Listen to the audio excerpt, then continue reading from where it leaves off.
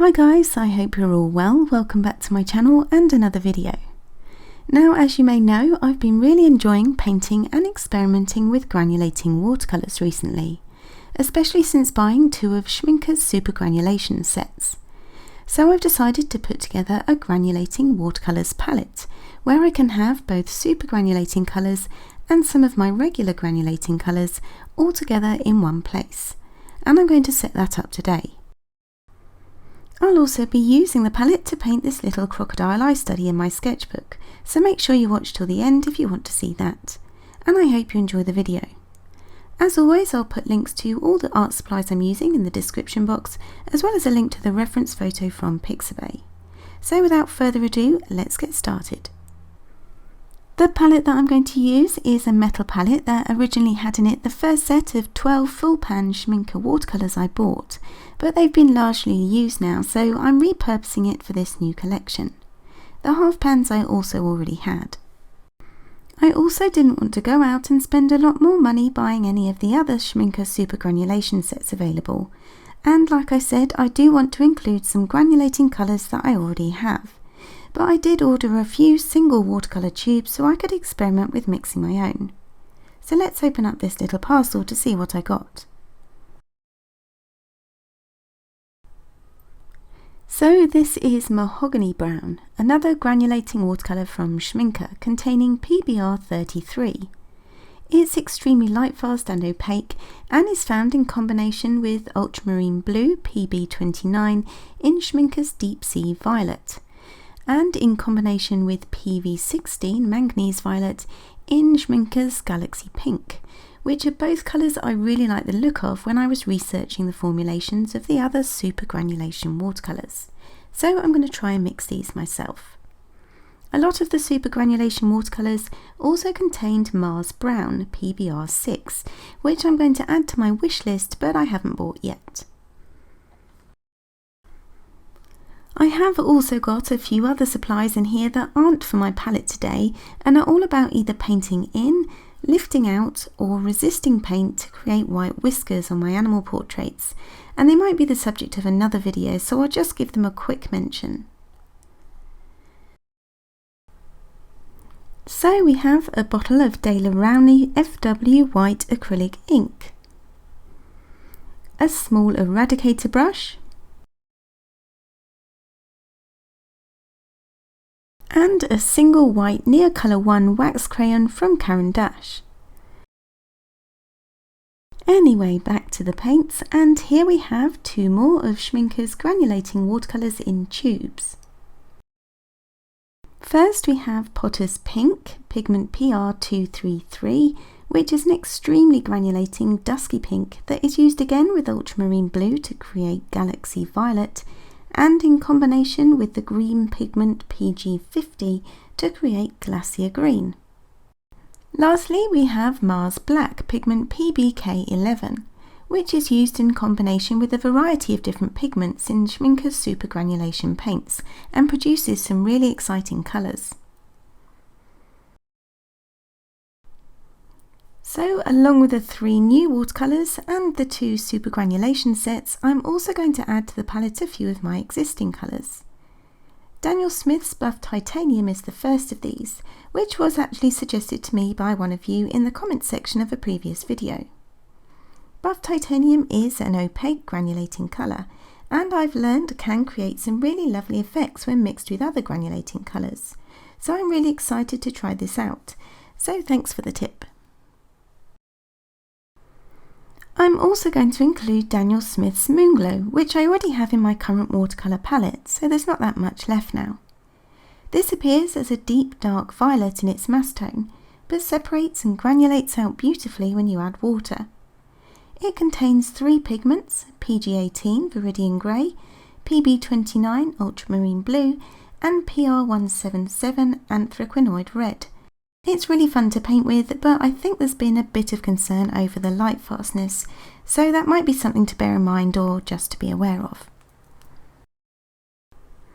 Next, I have Cobalt Teal, again by Daniel Smith.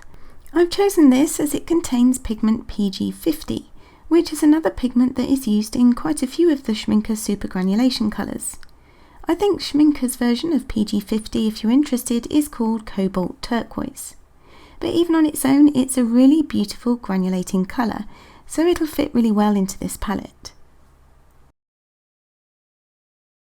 Finally, I have Cerulean Blue PB35. This one is by Winsor & Newton and is found in combination with Mars Black in Schmincke's Glacier Black, which looks amazing, so I can have a go at mixing that myself now too.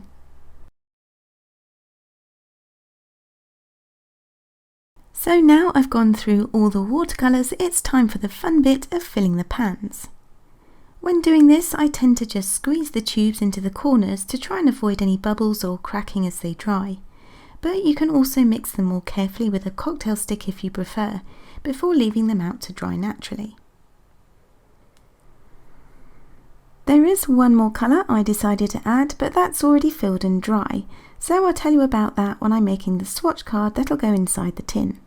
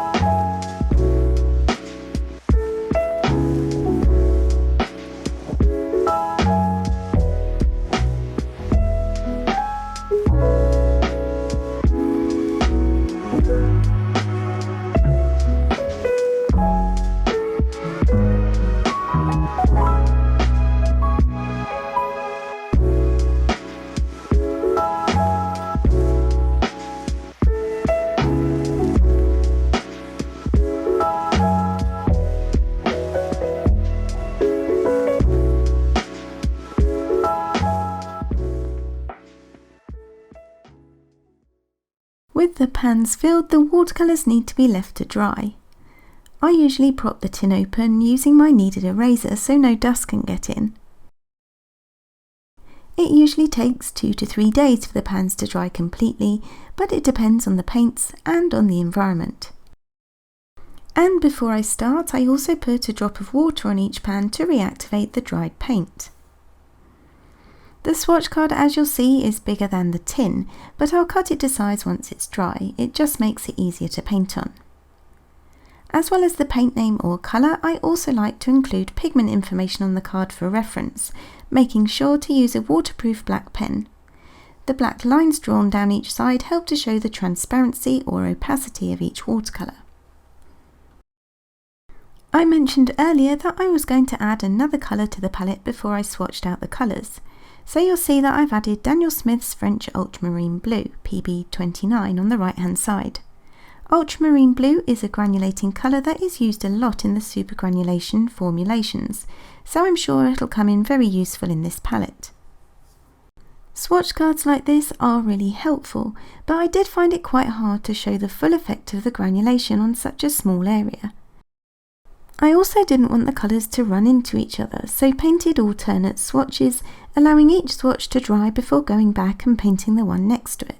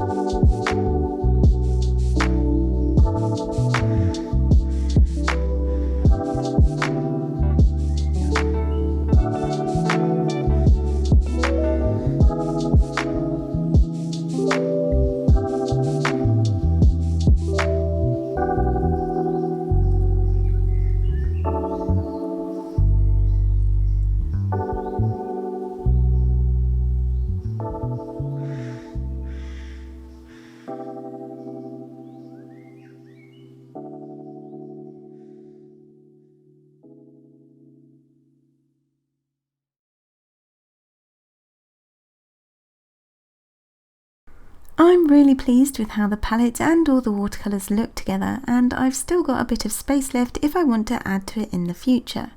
I've got a few colours in mind, but if you have any recommendations or think I've left anything out, then please leave a comment in the box below the video. Now though, I'm going to put some of these paints to the test with this Crocodile eye study in my Etchr Sketchbook. I thought this would give me a good opportunity to try out the super granulating forest greens. I'm also going to use some non-granulating Winsor yellow to mix a brighter yellow green for the first layer of the eye. Before I start on that though, I'm going to paint the background, and for this I'm using forest olive and painting onto wet paper.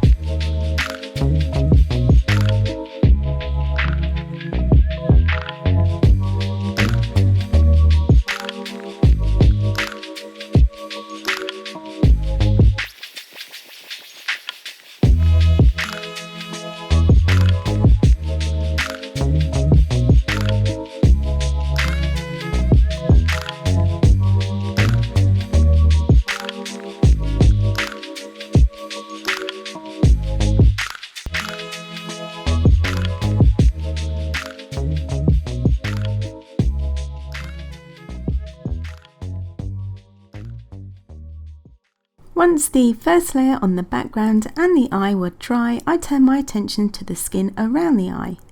I didn't really have a plan for this, as I just wanted to have fun and experiment, but I did use my swatch card as a guide to see how the different greens on my palette looked when dry. I used the forest olive again as a base for the skin, painting wet on wet, and now I'm adding in tundra orange over the top whilst the paper is still damp, and letting the colours bleed together on the surface of the paper.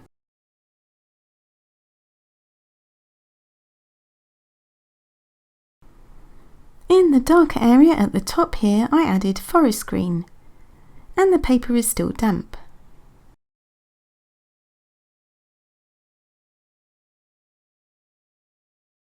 Underneath the eye, I could see lighter yellow-green hues, so I layered over more of the light green I'd mixed up for the iris, using forest blue and Winsor yellow.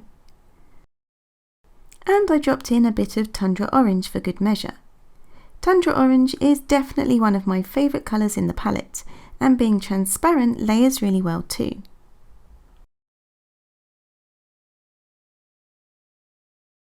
Layering with many of the forest colours, however, was a bit more difficult, since a lot of them are either opaque or semi-opaque, like the tundra green I'm using here. Personally, when painting in watercolour, I prefer to build up transparent layers gradually, but I think I'll have to rethink my process when painting with these super granulation watercolours, as adding too many layers might cover up the interesting effects that granulation creates. But there's nothing to stop me using this palette alongside my regular palette. That way I can take advantage of the granulation and build layers with more transparent watercolours. This will avoid creating a muddy mess, which was something I was a bit concerned about. So after doing a bit more, I thought I'd finish up with the watercolours whilst I was ahead and add in any last details and finishing touches with my coloured pencils.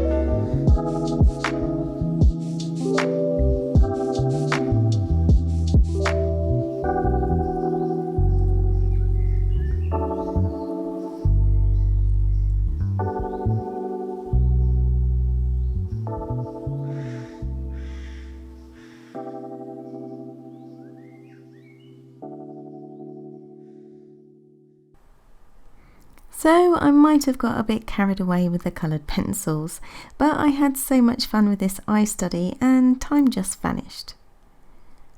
I mainly tested out the forest colours today, but I'm still really excited to see what effects and colours I can create with buff titanium, as well as all the other colours in this palette. So let me know if that's something you'd like to see me do on this channel. If you enjoyed the video, please give it a thumbs up and a share, and if you are watching for the first time, please consider subscribing. Click on the bell icon as well to be notified as soon as I upload a new video. Thank you so much for watching, take care, enjoy the rest of your day, and I'll see you all in the next one. Bye.